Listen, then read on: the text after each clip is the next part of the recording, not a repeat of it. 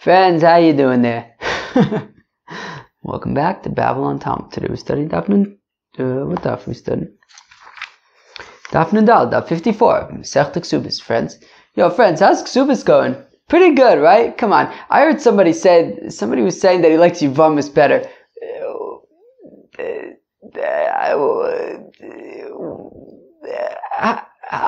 How am I supposed to respond to that? I mean, I don't know.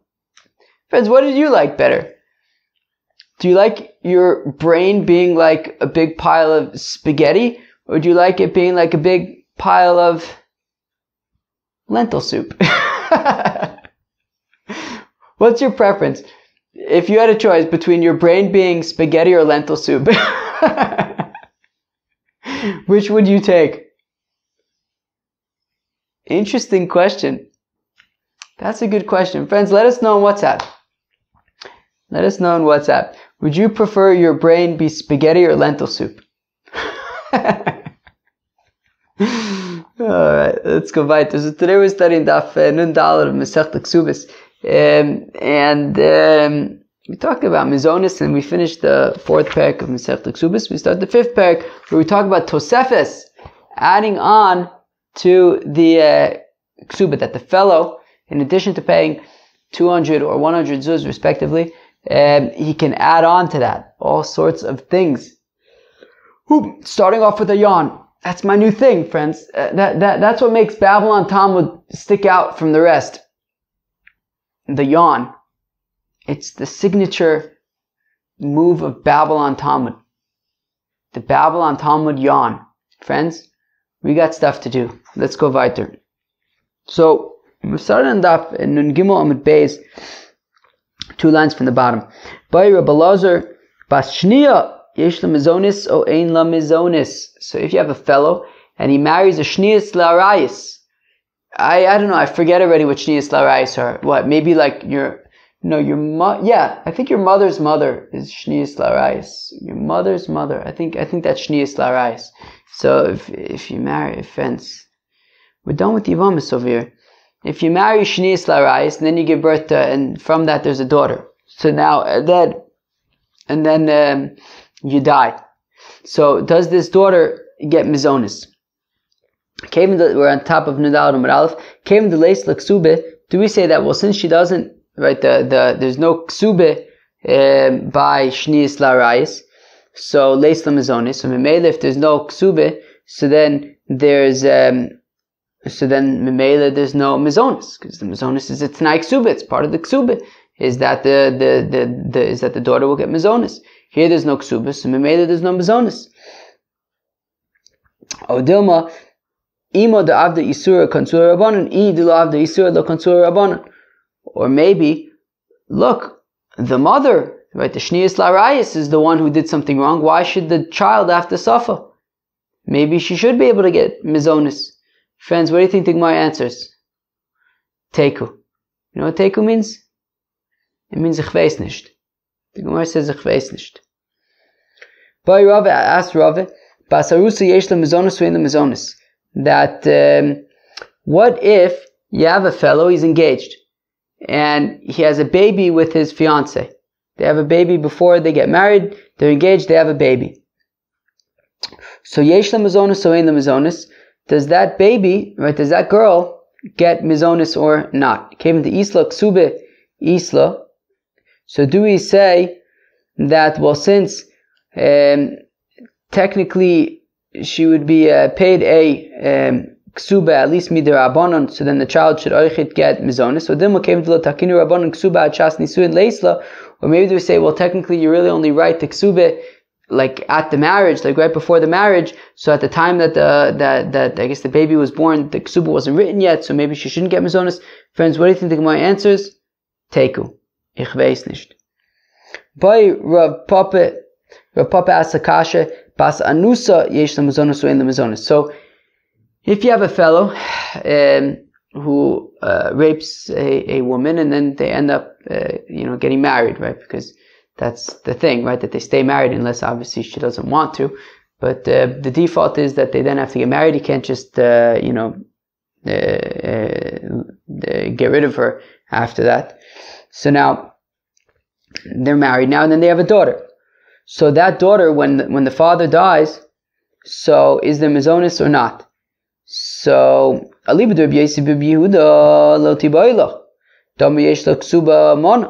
if you remember, where was this? This was on Daf Lamed Tes Amud Beis apparently. There's a machlokas about when it comes to an anusa, does she have a ksuba or not? If they get divorced, so then does she get a ksubis? So the Tanakame, I believe, says no, she doesn't, as we're going to see in a second.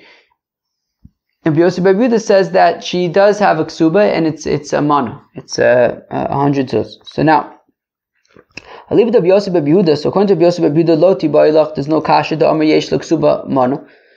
So according to Rabbi Yosef Bar Yehuda, she has a ksuba, 100 zuz. And therefore, since there's ksuba by anusa, so memele, the child gets mizonis from, the daughter gets mizonis because of tanai ksuba. Kiti bailach libed rabbanim. The kasha is according to the rabbis. That the rabbis say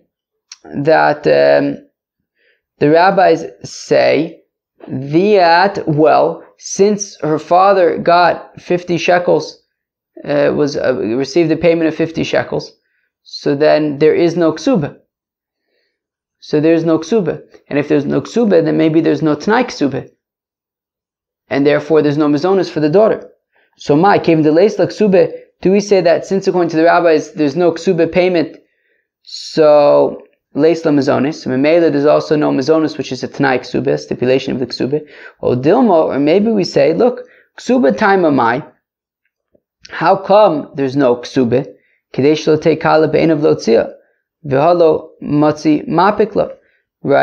That meaning what's the whole reason why you need a ksuba in the first place? Is simply so that it will be difficult for the husband to divorce her, right? Meaning it's like right, there's a ksuba, right? The purposes of the ksuba is that if they get divorced, he's going to have to pay this money. So he shouldn't, he'll think twice before he gets divorced, because there's ramifications. Now, in this case, she, he can't divorce her, right? He raped her, and now he's obligated to stay with her, and he's not able to divorce her. And therefore, there isn't that, right? Then, therefore, there's no need for a ksubah. So, therefore, do we say that? Well, since there's no ksubah, then there's no t'nai ksubah, and there's no mazonos for the daughter. Or do we say, look, the reason why there's no ksubah is simply because the point of the ksubah is that he'll think twice before divorcing her, but here he's not allowed to divorce her anyways. But maybe that doesn't necessarily affect the t'nai ksubah, and maybe there should be mazonos for the daughter. Teku, we say ich weiß nicht. Okay, so the Ksubis says Oichit that when he dies, so his widow can stay in the house, as long as she doesn't get remarried. Tani Rav Yosef, so Rav Yosef taught Bevesi v'lo bevikasi, that after I die, you could stay in my house, but not in my hut. In my house, but not in my hut. Okay. It says in my house, not in my hut. So if they have a hut, so she doesn't stay in the hut. But if there's a house, she stays in the house. Ava mizone isla. But, says Rav Yosef, she does get mizonis. So even though she wouldn't stay in the hut, but no, she would still have mizonis from the estate. My Baravashi Omar afilu mizoni nami leis la. Whereas my Baravashi says, no, she doesn't stay in the house, and she doesn't get mizonis either. But the halacha is not like my Baravashi, and she does get mizonis. Omer Rav Nachman Omer Shmuel. Tivauli nasiv in spaisa. Says Rav Nachman the name of Shmuel that if they read a shidduch to the widow, and she says, okay, I'll take the shidduch. Ein la mizonis, well then she can no longer get mizonis, right? It says kol yimei megar al armelusayich or something bevesi. But once she gets proposed a marriage, so then she no longer collects mizonis. Halon espaisa yesh la mizonis. Does that imply that? But if she wasn't interested in the shidduch, then she can continue receiving mizonis. Rav Anon Ledidi Mefarsh Limine de Mar Shmuel. So says Rav Anon that it was explained to him how to understand Shmuel that Amar Machmas Ploni Baili Yesh Mizonis. Look, if she's read a shidduch and she says, look, I appreciate the shidduch, but I'm still not over my late husband. I'm not willing to move on from my late husband. So then Yesh Mizonis. So then she can continue having Mizonis because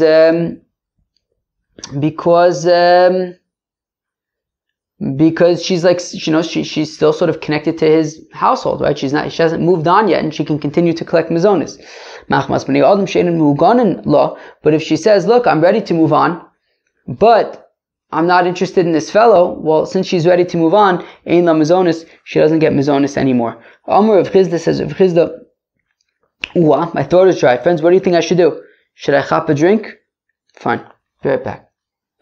Okay. I've been hydrated. Although I might need some more soon. Amr of Chizde says of Chizde, Zinsa ein la mizonis. So if she was mizane, then she doesn't get mizonis anymore, right? If okay, fine, all right. So if this widow had a relationship with another fellow, so then ein la mizonis. So then okay, she's clearly over her husband, and she doesn't get mizonis anymore. Amr of Yosef Kichlo Firksa in the Mizonis. Says of Yosef, if she starts getting all dressed up and indicating that she's ready to move on, so then she no longer gets Mizonis. Manda Amr Zinsa Kolshkin Kichlo Firksa. So Manda Amr, who says that if she has a relationship with somebody else, so then she can no longer collect her Ksubis. She no longer collects her Mizonis. Well, then certainly if she gets all dressed up and indicating that she's interested in finding another fellow, so then she doesn't get mizonis anymore. But according to Yosef, who says that if she starts getting all dressed up, so then she doesn't get her mizonis anymore. But if she has a relationship with another fellow, she would continue to get mizonis. My time I'll come yetzer anso, because her yetzer hara got the best of her. But she's not necessarily over her husband yet, and she can continue getting mizonis. Everything we've said so far about this widow and being read shidduchim, the halach is not like that. It's like Rav Yehuda says in the name of Shmuel, Tovas Ksubos bebezdin. If she comes to Bezdin to claim her ksuba payment, ein la mizonis, she no longer gets mizonis. Velo? Really? V'atanip, we learn in the Brisa, Machur ksubaso. If she sold her ksuba, umashkina ksubaso, or she used her ksuba as a collateral, also ksubaso aputiki la'acher, or if she took the property that there was a lien on to guarantee her ksuba, and she sold that property, or she used that as a guarantee for something else. So, ein la mizonis, so then she forfeits her mizonis. Hane in, these are situations where she forfeits her mizonis. Aval tovas lo, but if she goes to Bezdin asking for her ksub payment, that would not cause her to forfeit her mizonis. Hane, so Hane bein bebezdin, bein shelo bebezdin, tovas bebezdinin, shelo bebezdin lo. So we say no, there's an afkamine, which is that these other examples of she sells her ksuba, uses it as collateral. So those are things whether they're in court or out of court. Whereas if she's coming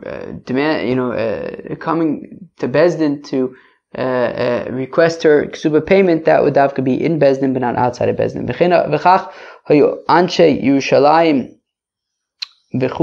So we said that the Anshe Yerushalayim would have what does it say? It says, right, Anshe Yerushalayim Yukozun Kanshe Yerushalayim Anshe Yuda Yukozun Ache Yirtzu Ayorshin Liten Ksubaseh. Right, so it says that in Yerushalayim and in the Galil they would basically have this mizonis and all this stuff, but in Yehuda, once the children paid her ksuba, she doesn't get mizonis anymore. Okay, fine. Itmar Rav Omar says Rab, halacha kanshe Yehuda, that the halacha is like the anshe Yehuda, that they can just pay her the value of her ksuba, and then she doesn't get mizonos anymore. Shmuel Amar halacha kanshe Galil, where Shmuel says that the halacha is like the people in the Galilee, who hold like the people in Jerusalem, that she can continue getting her mizonos as long as she hasn't gotten married. Bavel, the whole parvada. So Bavel, no, I think Bavel over here is not referring to Babylonia and like Iran and stuff. It's referring, Iraq, I guess. But it's referring to like specific, I think Bavel was like a city in Bavel.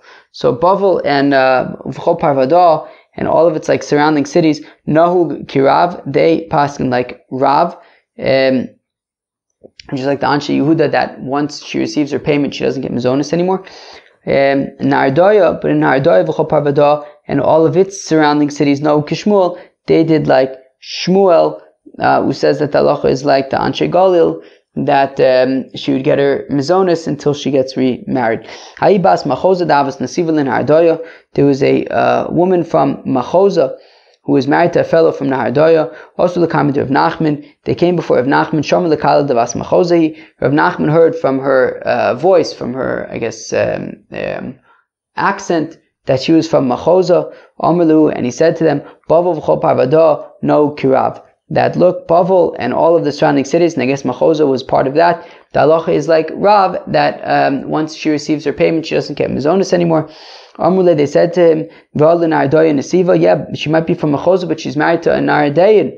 Amalu, he said to them, if that's the case, Nardoya v'chol parvada no kishmuel, that Nardoya and all the surrounding cities hold like Shmuel, that she continues to get mizonos until she gets remarried. Varecha Nardoya, and until where is considered Nardoya? As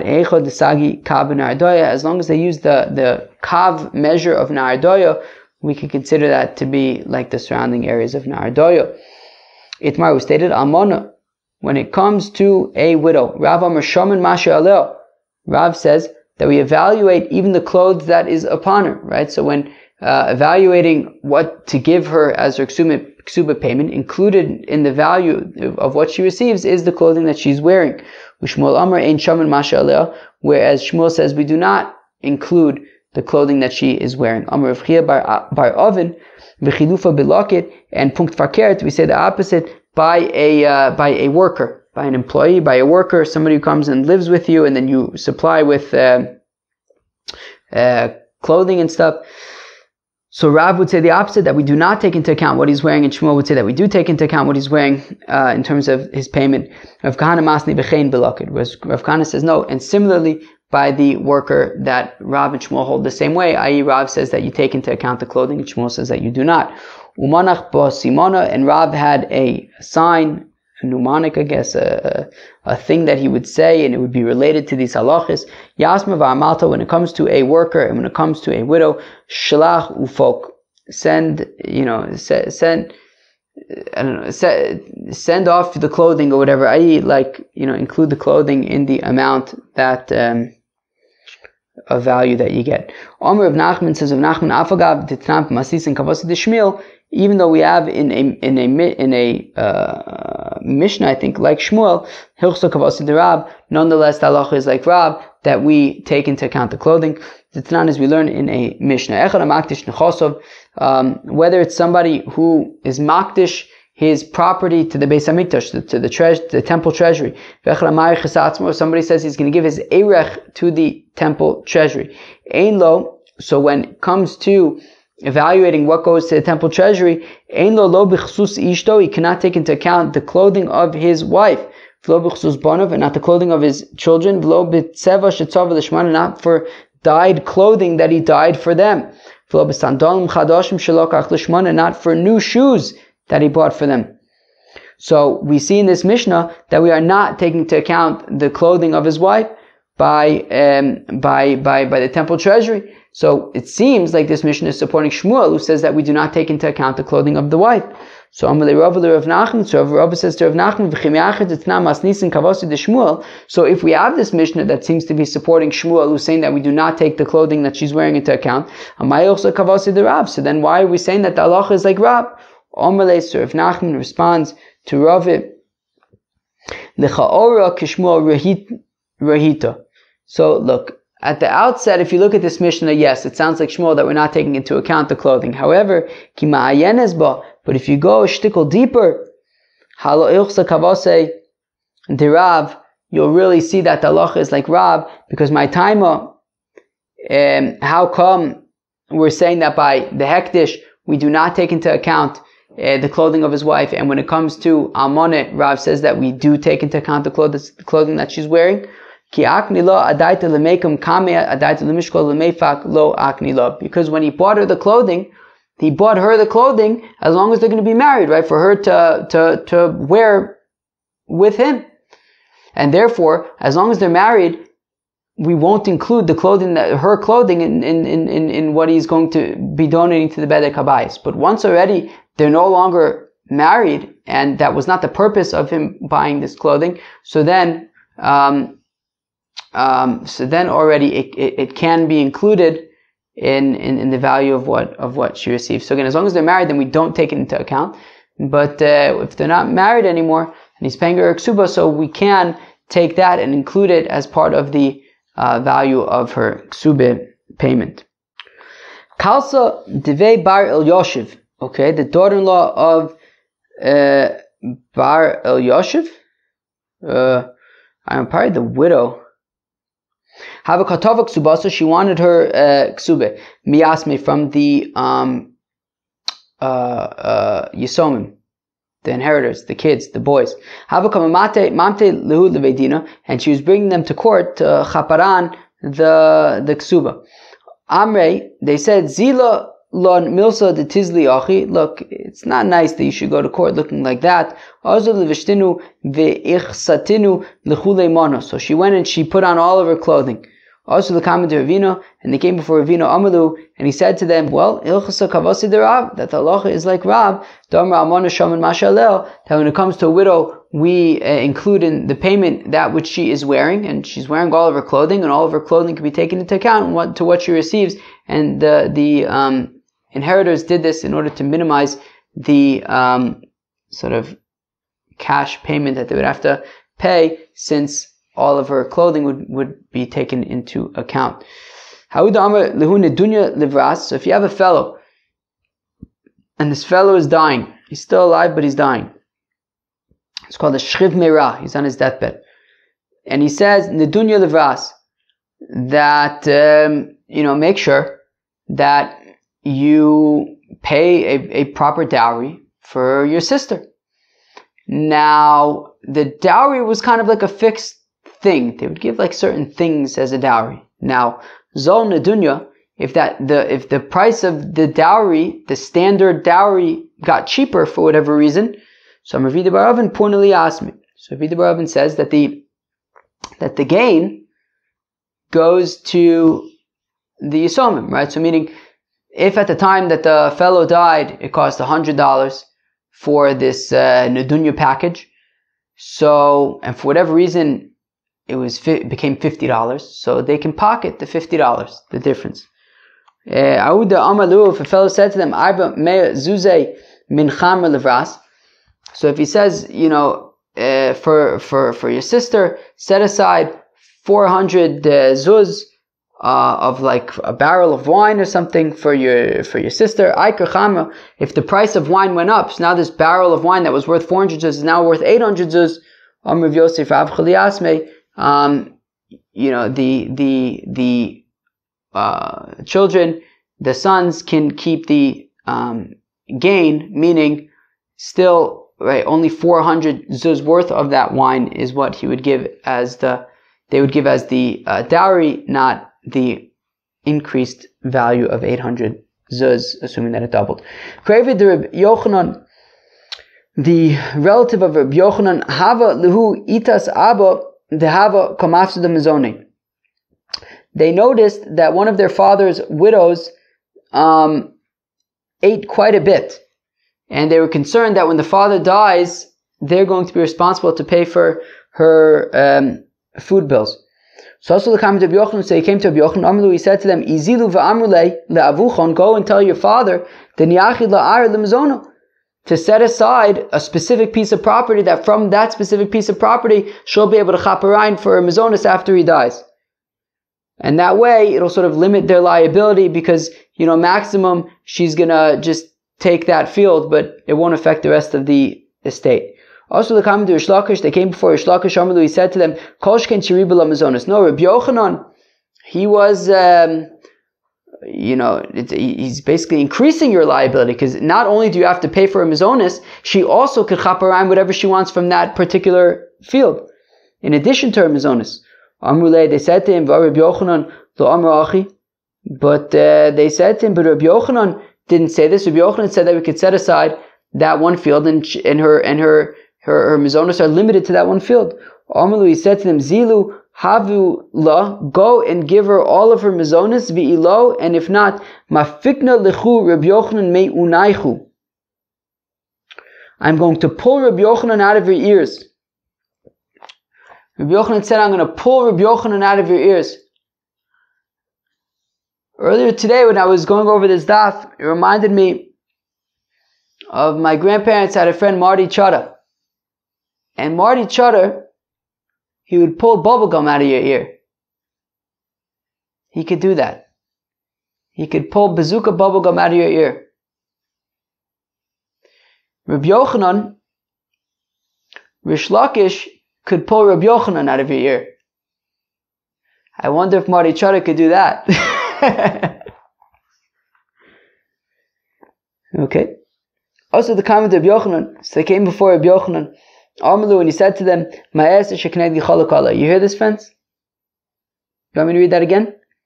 Also, the comment of Rabbi Yochanan, so they came before Rabbi Yochanan, and they say, Rabbi Yochanan, I don't understand. You told us to set aside this field.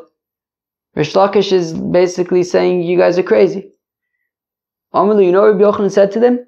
What can I do? Sheknegdi chalak alay. Says Rashi, Sheknegdi enush ke'erki v'roi lachluk alay. Somebody on my level who is fit to argue against me. Friends, do you hear this? Why am I making such a big deal out of this? Rabbi Yochanan was the great Rabbi Yochanan. Rish Lakish, of course, there was a whole story. He was a bandit, and Rabbi Yochanan offered him, you can marry my sister if you come to Torah with me. Mamash, you would think that maybe Rabbi Yochanan would view him as like a student, as somebody on a lower level, whatever it was.